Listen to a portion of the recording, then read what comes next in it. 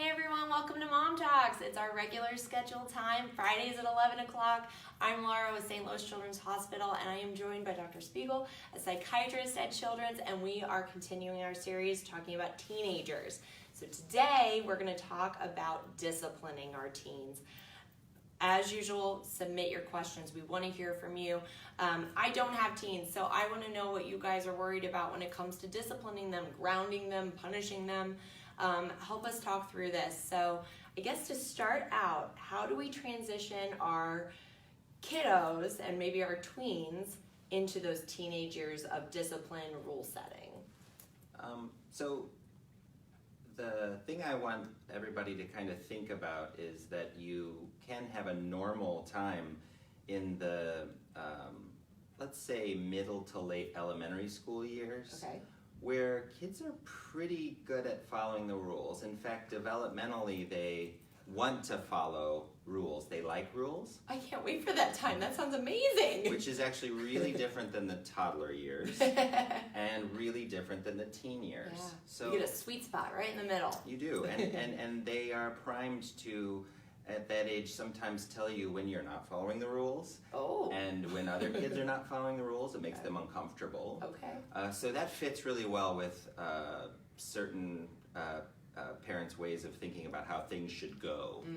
You know, and it feels really good. When we get to tweens or teen years, some kids, not all, but are going to, well, most of them are going to test the rules in some way and then really kind of go against them in, you know, small to very large ways. I think what parents need to understand is this is normal, right? Okay. And keep in mind at all times that what the reason for that is to separate from you doing everything for them to them doing everything for themselves. And it's a slow process, and it can be bumpy.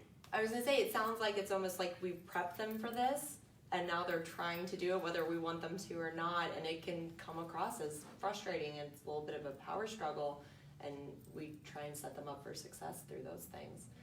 So I think one of those first things we always think of is grounding. How do we know when to ground? How do we know how long they should be grounded for? Does grounding not work for all kids?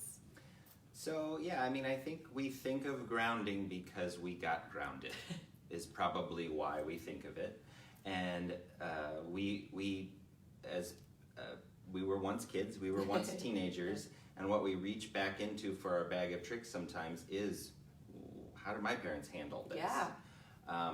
Or whenever I was a kid, if I would have done that, my parents would have done X, Y, or Z, right? You hear that a lot. And so fine, that is one resource.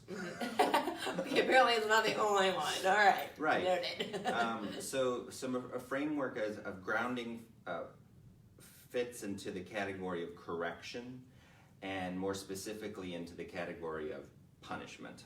And so punishment, you want to make sure that you're punishing.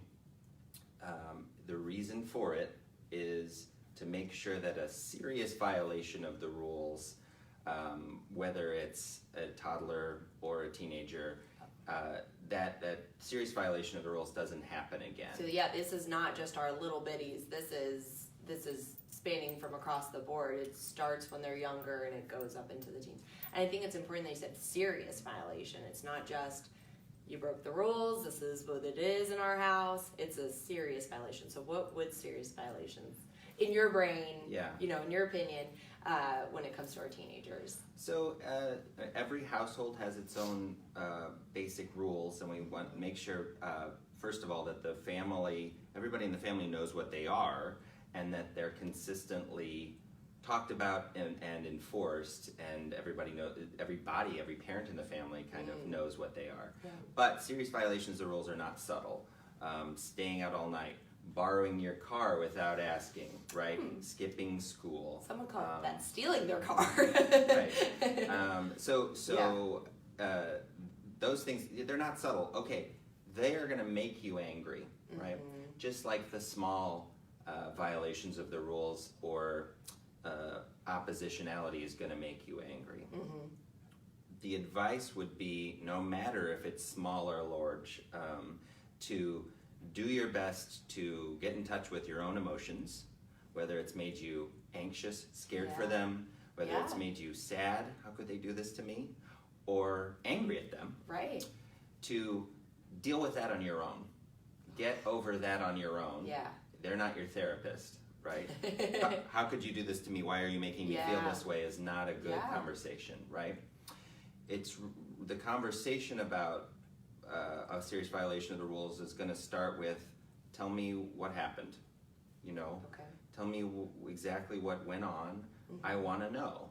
Yeah. We're going to have this discussion. And that might make you less it. angry, and that could actually probably in ways make you more angry when you find out more information of like, you did what? Okay, bring it back down. But what you really want to know, if you're creating an adult, is what was going through their mind, and how did they make this decision, and how are they thinking about it now? Yeah. What you want is somebody that's going to use you as a partner in making decisions, and you want to be able to instruct. Yeah. Right? So, you know, I know some parents might feel like I'm being kind of wishy-washy and like too easy on kids, but you know, if you decide that it's a serious violation, the punishment's still going to happen. Right. We haven't gotten to that yet. But we're talking you're about... You're prepping. Right. And that's going to help you make the best decision for what that punishment is then. So you're not angry. Right. You're not having an overwhelming emotion. Oh, that's tough too. You're calmly having the conversation with them. Are they already beating themselves up about it? Have they already learned their lesson? Or has there already been a punishment? I mean, like the police could have been involved. The principal of the school could have been involved. My stomach dip. As an adult, I'm like, oh my gosh, not the police or not the principal. Don't tell my teacher. So the principal's more likely to be involved in normal development than the police, right? But if, for example, there's detention involved or something like that, we don't want to. Oh, we got out of it. We don't have to punish. You know, there's already a punishment in place, and you can be there to talk to them about it and empathize with, you know, boy, detention's going to be hard, you know. Yeah. I guess probably shouldn't do that again, huh? Yeah, I guess they take that pretty seriously at school, skipping school. So that's the punishment for that. Okay, well, I mean, that's going to be hard on you. Let's talk about what you're thinking about it and how you made this decision and what you're thinking about doing that in the future. How we're going to manage schedules now and how this is going to affect, you know, your after school activities, because man, it's going to be tough getting to extracurriculars, and so it's not necessarily taking anything else away from them that they might enjoy. Okay. The other thing, while you were saying that, I was thinking about a critical tone of voice. So we're not. I get judgy. Yeah. So we're not yelling. We're already worked on that, and we're not necessarily going to have this big taking away of everything from the kid. But when we're talking with them, we want to make sure that we're talking to them to be genuinely curious, genuinely giving them instruction from, you know, things that you think will help them, and not criticizing them. And so the tone of voice may, even when you're trying, may come across as critical. Like, I guess we're gonna have to change our schedules around for you know? I guess you lost your car for a week. I guess I'm gonna be driving you, huh? I'm really excited to drive you around, you know. I think my mom said that to me in general anyway, all the time. So that's probably more about you than it is about them. So that's just something to keep in mind. And I'm not saying that, you know, I'm not criticizing parents. We don't all do this perfectly all the time. Yeah. We all struggle with not yelling, even though we know it's not useful. Right. And struggle with not criticizing, name calling, because we know that it's not going to be helpful. So I think that that's something to keep in mind.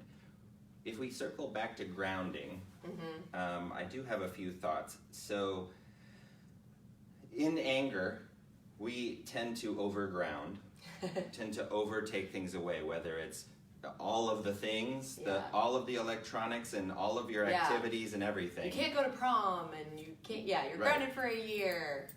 So probably not doable. You can overdo it in anger and you can overdo it in general. and you're probably going to have to walk that back at some point, and then you're going to sort of lose the power of what you were trying to do even in the first place. So that speaks to doing it thoughtfully and calmly, and is it going to make a difference, and is it going to be something you can follow through with? Yeah. One of the things you can think about with punishments is there a way to make reparations? Okay. So an example of that is, did they hurt somebody's feelings or possibly hurt them? Do they need to go and talk to that adult or that other teenager and apologize sincerely and say, this is not something I'm going to do again, it's not my character, you know? Yeah. Did they mess up the neighbor's house by TPing it or whatever? Do they need to go clean it up? And if it's not cleaned up, do they need to, for a few weeks in a row, go help them with their gardening or their yard work? Sort of remembering that the whole point of discipline is to teach something. Yeah. And so by doing something, you're maybe learning the lesson of, this is kind of our values in our family. Yeah. This is how we want to treat people, as opposed to, I'm going to take away from you. Yeah. What does that really teach you? Right. You know? Well, and that's so much easier when you're in the anger and the heat of the moment. I'm pretty sure I would not think to say, we're gonna go over there and we're gonna go help her clean up, and then you're gonna vacuum her out. You know, it's like in the heat of the moment, you're not gonna think of those. And then reflecting on what your family value is and how we actually do things here. Mm-hmm. This is the best way for us to talk to them. Because you get a chance to teach your kids certain lessons, and remember that we're wanting to instruct, we're wanting to give them approval when possible, and you can use situations like this to instruct, to teach. You may not, and teaching them, I'm not sure what you're teaching them by taking their phone away for 2 weeks, for example. Yeah, that makes sense. And I think we have a question.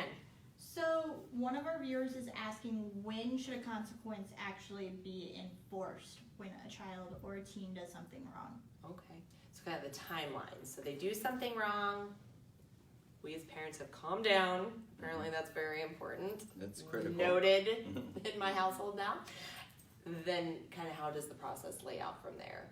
So I think that you want to make sure that it's after you've calmed down, after you've sat down to have a conversation with the child about whatever this you thought was a very large violation of the rules was, and you feel like you understand where they're coming from and they understand your feelings about it, and then hopefully there'll be a natural time that flows from that with you decide what the punishment's going to be.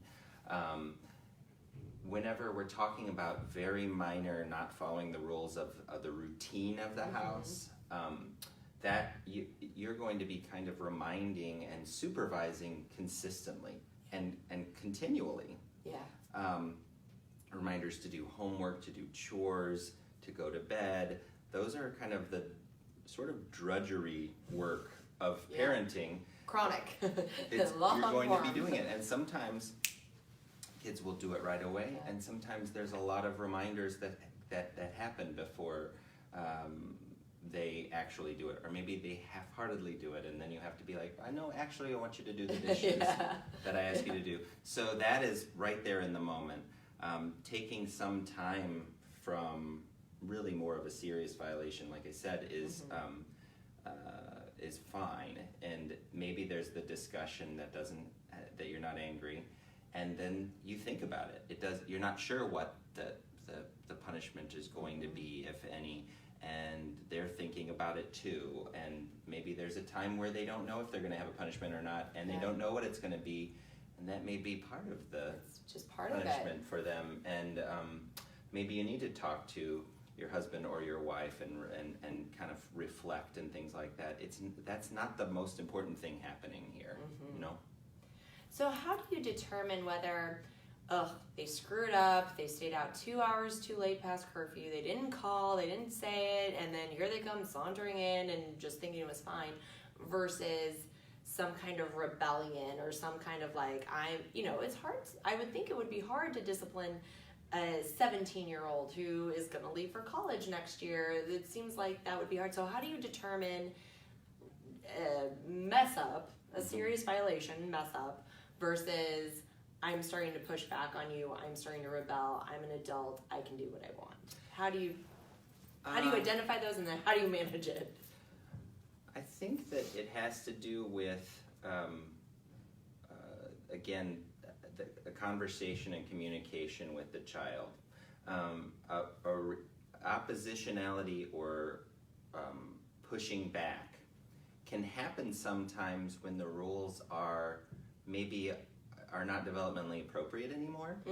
Maybe the curfew is a little earlier than would be normal for their age. So like an 8 o'clock curfew for a 17-year-old, maybe it's still a little early. Right, or now they're in college, and maybe your curfew of even 10 or 11, they don't feel like it's reasonable. And instead of sitting down with you and talking to you about it, negotiating, they, stay out too late. And if you sit down with them the next morning when you've calmed down, calm down, and you say, "What's up?" If you've had that conversation about rules before, they would say, maybe, "I've been thinking about it, and I feel like this is a better, maybe this is, I'm sorry I didn't talk to you before I did the order this, of things maybe got a little messed up, but I kind of want to change things." If you're talking about somebody that stays out all night or coming in at 3 or 4 in the morning when they know the curfew is 11, then you do probably have to say, "What's up? What are you thinking? How did you make this decision?" And then probably a consequence. Those can be really tough. I think that it's important as a parent to keep in mind that kids that are teenagers and beyond make their own choices, and you have a certain amount of your opinion and your instruction that you give to them, and then they make their own choices, and that's hard for us to really totally absorb. But when a kid says, "You can't make me do blah blah blah," for example, they're right. Okay, that's totally not what we were expecting to hear. Okay, yes, all right. You can make the choice to come in at 3 or 4 in the morning, but then I will be making the choice to enforce the family rules in this way. And I'd rather we not be, having a power struggle over this, but here we are. You know? We can make all the choices we want, but things happen after that. There's going to be a response from me, and hopefully it doesn't have to get to that. I think that some parents, when they're looking at even 18, 19-year-olds where they're working on these kinds of things, have to answer the question of, is it time for that older teenager to have their own independence and make their own decisions? Because you can only instruct so much to the point where certain lessons have to be learned by living your life, right? And so, but they're babies. They'll always be babies. But keeping what we're that priming them for. Right. Keeping that in mind at all times. You're not doing things to make me happy. You're doing things because you're making choices based on all the information available to you, one of which is our rules, my instruction, and I hope that I'm having an impact. I'm probably going to have more of an impact on the choices that you make if you trust me, if we sit down and talk about these things, if our values are reflected in our rules, and our values are consistently kind of not only talked about but practiced in our family. Those kinds of things are going to have a long-term impact, and kids mess up, and we as parents sometimes need to prime ourselves for not everything going smoothly, and that messing up, violating the rules, being oppositional are actually a part of teenage life, not some sort of aberration that we are shocked to find that happens to us. I don't know. I would think some of our viewers might be in the same boat as me, and thinking like, well, this is my fault that they're acting out, and this is, I obviously didn't do a good enough job when they were 4 and 5 and setting these rules and expectations, and they obviously just don't care. It's not that. It's they're figuring themselves out and finding out and making sure we're all on the same page of what is expected of them. Yeah, I think that the idea of they don't respect me or they don't respect my authority is something that I hear from parents, and I think we need to take a minute for ourselves as parents and say, well, what do you mean?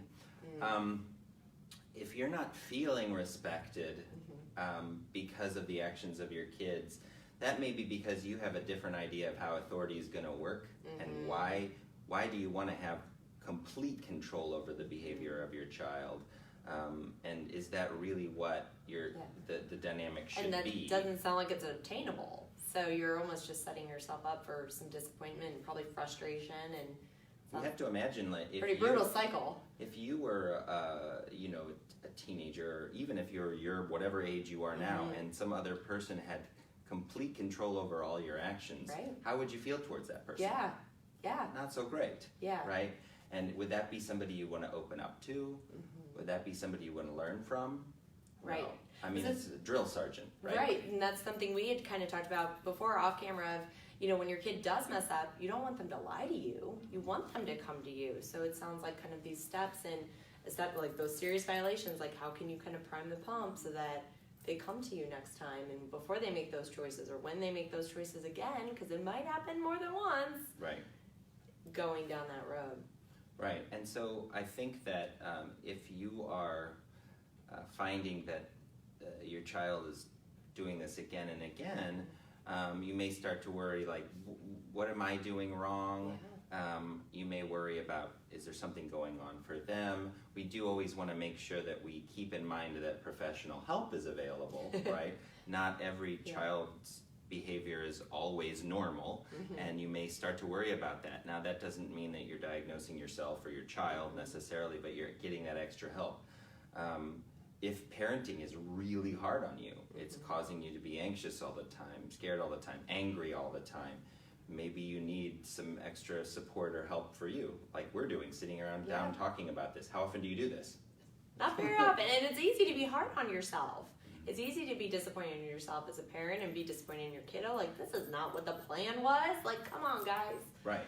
So, yeah. It's not an easy job. No. Right?